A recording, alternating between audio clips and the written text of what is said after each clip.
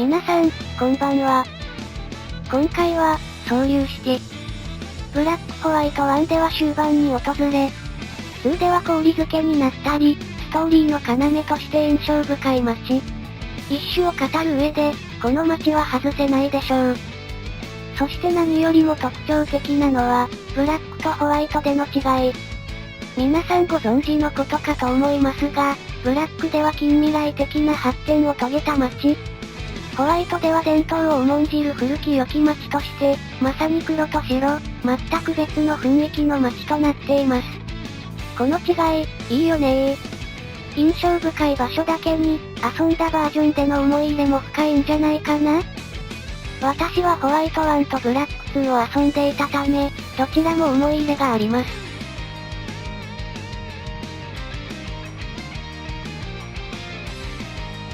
特に、ホワイト1で物語も佳境に入ってきたところで訪れた最後の街。流れてきた少し悲しげだけど語りかけてくるような心に響く BGM。ポケモンセンター前で楽器を演奏しているお姉さんの前でしばらく聞き惚れていた思い出があります。また一方で、ブラックのこの近未来的な街並み、極端に言えば SF チックとまで言える雰囲気。ポケモンの世界ではウルトラった本当の別世界の他になく、ぜひとも作ってみたい。というわけで、今はご覧の通り、ブラックの総粒子を作っております。が、しかし、散々語った通り、甲乙つけがたいブラックとホワイトの総粒子。ブラックの総粒子を作りましたので、これで完成で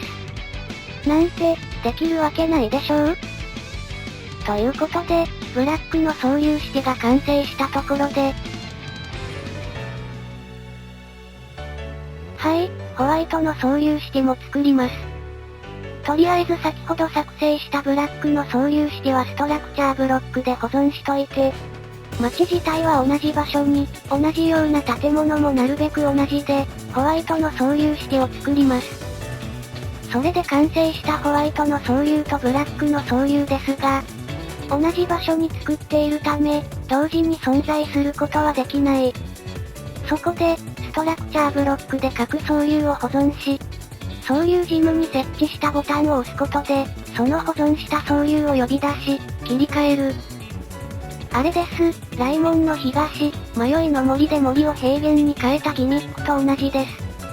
というか、最初から総粒はブラックもホワイトもどちらも作るつもりで、その方法もこのようなものを考えており、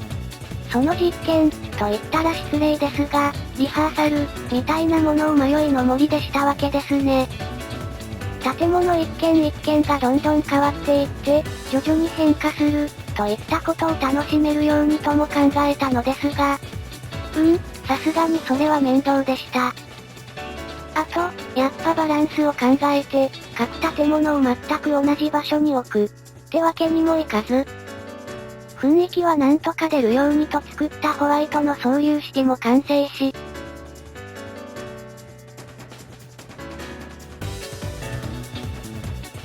はい、ボタン一つで最初に作ったブラックの総粒に変わるようになりました。ジムのボタンで、地下のレッドストーン回路が入り、各ストラクチャーブロックが起動するってだけです。もちろん、ホワイトの総粒も保存してありますので、またボタンを押せば、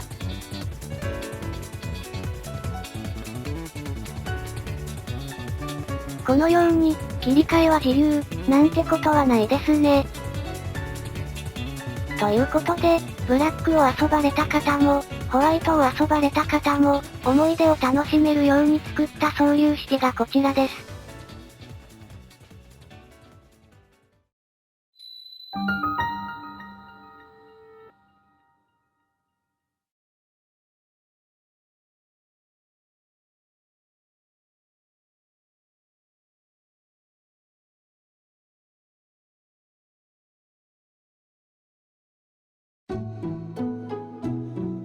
ということで、総粒子でした。ブラックとホワイト、どちらも作ったわけですが、それぞれの雰囲気、少しでも近いものになったかな？どちらも建物の構造は全く一緒なので、テクスチャで差別化を図るしかなかったわけですが、水色を基調とした近未来的な雰囲気と、黄土色を基調とした古風な雰囲気、頑張ったつもりです。さて、これで総流式という、終盤を感じるような場所が完成したわけですが、まだまだ、このマイクラ一種は終わる気配がありません。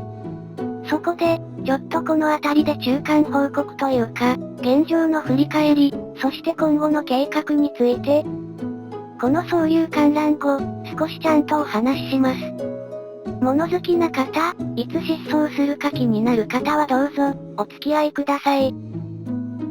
そうでない方は、ここまで見ていないような気もしますが、また次回、よろしくお願いします。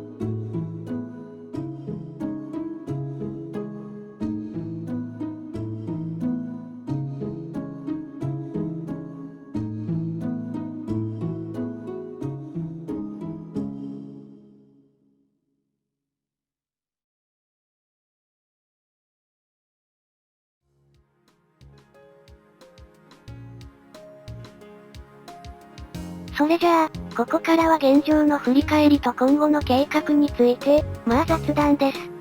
今更ながら、一旦整理しておこうと思います。飽きたら打ち切るつもりで続けていたら、いつの間にか総流まで来ていたからね。ひとえに、ご視聴いただいている皆様、コメントなどで応援していただいている皆様のおかげです。ございます。ただ一方で、そんな適当な調子で進めてきたわけなので、かなり無計画、故に今後の作成がなかなか厄介なことになりそうなんです。具体的に言えば、ハイリンクを中心とした、北は総流、東はさざ波、南は雷門、西は吹き寄せ。いわゆる一種中心の環状線、この接続、ですね。右上の地図でピンク色になっている部分が作成済みの範囲になるのですが、残っているビレッジブリッジ周辺とワンダーブリッジ周辺、ブラックシティ。この辺りで、うまく環状線が繋がるように調整する必要があるわけです。この課題は、ブラックシティで帳尻を合わせるつもりでした。画面外にビルたくさん建てて、摩天楼を広げとけばごまかせるかなーって。ただ、それだけじゃ、おそらく東西方向、ここを合わせるのが厳しそう。そこで、次回はこのまま総流の東、ビレッジブリッジに進むのではなく、雷門に戻り、そこから東。つまり、ワンダーブリッジを作ります。その後は、ブラックシティの大きさを見極めつつ、以前作ったさざ波とカゴメ周辺。あの辺りを合わせていき、続けてビレッジブリッジ周辺の作成。このビレッジブリッジ周辺で東西方向をメインに、帳尻を合わせ、最後にブラックシティにて最終調整をして、環状線完成、と。ここまで考えた上で、ワンダーブリッジを作っていくことが今後の計画の第一歩です。要するに、次回の作成は、時間がかかりそうということです。ただねこの環状線ができてしまえば、あとはもう、なんとでもなるでしょう。いや、作るところ自体はまだまだ残っているわけです。総流まで来ましたが、その総流到達時点で、一種全体の 50% ほどが完成した程度。まだまだ折り返し地点みたいなものです。そんなにどこが残っているかというと、この通り、です。ピンクが作成済み、水色がこれから作るところになります。こういう一覧表出すなら企画当初から出しておくべきだろう。なんで毎回中途半端な時に出しているんだろうね。まああえて言えば、最初からこの一覧の場所すべて作ります。なんてやってたら気遅れしちゃうからね。ある程度、完成させる自信。つまり、あとはこれだけ、と、失踪しない自信が出てきた頃に用意している感じです。今回この表を出したということは、そういうことです。決意表明みたいなものです。ただまあ、こちらの一覧表を見る限り、街は結構完成していますが、道路やら橋やら、残っているわけですよ。